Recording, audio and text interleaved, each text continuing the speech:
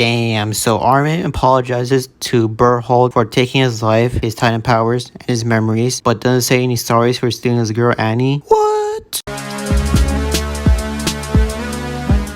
It's finally here. Attack on Titan chapter 137 has finally been released. The English translation has been released and I've read all the pages and I am going to tell you what happened in this chapter, thoughts on it. Also, my Attack on Titan 5th season episode 9 review is coming out, but it's going to be delayed for a bit, but it's whatever. Let's just get to it. So, the chapter starts off with a small biology history lesson from Zeke. He talked to Armin how the world was a long time ago before humans appeared and how every species appeared, disappeared, disappeared until one specimen finally lived on, which is what we know as life. The manga panels show a weird tiny skeleton looking animal, also other water organisms in the ocean floor, just how it was way back then. And we cut to Zeke telling Armin that the ultimate reason life survived was because of his nature to multiply. He adds on that life took many forms to multiply, to adapting to environments where it finally got to the stage of early humans and other life forms. It sought numbers and spread across the world, and the purpose of life is to multiply. Continuing on with Zeke's statement, he goes on at what we know as non-living organisms such as sand, water, and pebbles who don't seek to multiply, but life does not stop in its frantic quest to do so. And then Zeke explains how death and extermination is there to counter multiplying, and it serves as punishment known as fear, which is something that the founder Ymir sees as pain and wants to avoid it, which is why she gave birth to an undying body when she fell into the waterhole a couple of chapters back, as Zeke puts it, which is how she was able to escape to a world that was free of death itself. As Armin catches on, knowing it's Ymir the founder that Zeke was talking about, and notices he's in the world free of death, he asks Zeke what is Ymir's goal exactly.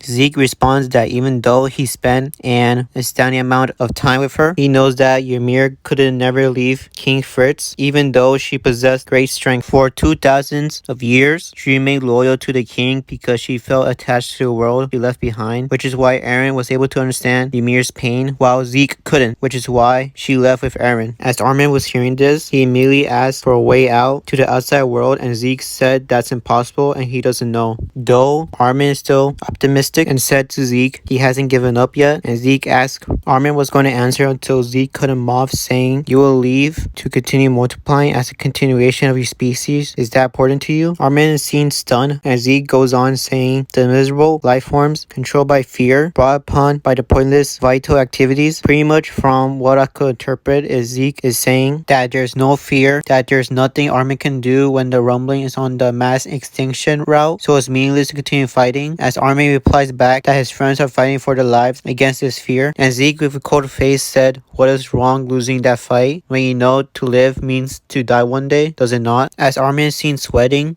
and close to tears, Zeke tells him it is not that bad when perhaps one's found moment brings relief, and states that maybe end your days being manipulated, all in the name of multiplication, without ever knowing if it means anything at all, feels like freedom. From what I could possibly understand, what Zeke is saying is he believes everyone is manipulated by fear, and it's in the vein of reproduction. Compared to the real world, we strive for something that pushes us, and there's times where people don't know if it's worth it to keep going forward in the fabrications of life. And so we see Armin's poking the sand and finds a leaf and has a flashback of his childhood. He told Zeke the story of when he was a kid. Eren brought an idea and stormed off with Mikasa tagging along with him, and Armin being dead last in the race. He remembers the breeze and warmth of that day as a great day, as he is smiling and having fun. From that experience, he thought that he was born into this world so that the three of them could be racing there towards the tree, having a great time. The pleasant memories that he experienced was something Armin holds dear, and from that panel we see something that Zeke holds dear is a baseball held in Armin's hand, even though Armin sees a leaf on his own hand. From his perspective, Armin knows there's no need for something like a baseball to multiply when it's something precious to Zeke, and Zeke agrees, as Zeke gets a flashback of him and his friend who had a beast titan playing catch with the baseball, and it was something precious in life that Zeke cherishes, as Zeke wishes he would rather be playing catch with him. And then the previous titan holders appear in the flesh, as we see Zeke's friend, Eren's dad, the owl, Marcel, Porco, and Ymir Fritz. After that panel of memory lane, we come back to the present world where the rumbling is still happening with everyone fighting for their lives, as Peg gets her hand chewed off and Jean rescues her.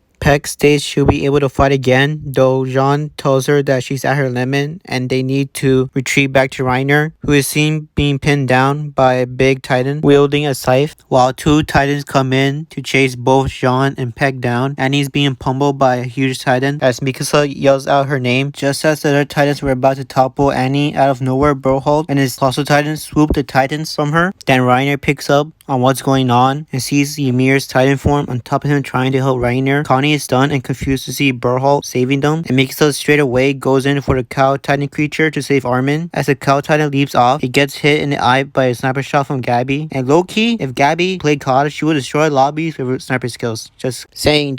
Anyways, the cow titan falls and Mikasa was able to strike it and Armin comes out of it. Then all of a sudden, the cow titan uses its tongue as a spear to try to retrieve Armin, but Armin wasn't having it and drew a thunder spear right in the mouth of the beast. And as Connie slashes the tongue attached to Armin, he yells Annie to save Armin, and Annie was able to catch him. Both of them exchange some words without paying attention to their surroundings. Then Connie warns Annie of the approaching titans, and all of a sudden Grisha, Jaeger's titan, and a bunch of other titans stop the other titans from getting close to Annie, and we see a whole battle royale brawl going on. From the far distance, Gabby notices the supporting titans and Levi catches AI on a naked Zeke yelling, "Hey, over here!" As both Gabby and Levi realizes who it is, having shocked expressions on their faces. Zeke is then rambling on Levi to meet him, as we see Armin explaining to others what is going on with the titans fighting one another. He said Zeke woke up the other titan holders from the past in a world where life and death don't exist, and says that every Eldian is connected, as Armin believes that the founder, Ymir, wants to be connected with us to want something. And we see Zeke telling his former friend that the plan to not let the Eldians to be able to reproduce wasn't mistaken, but it would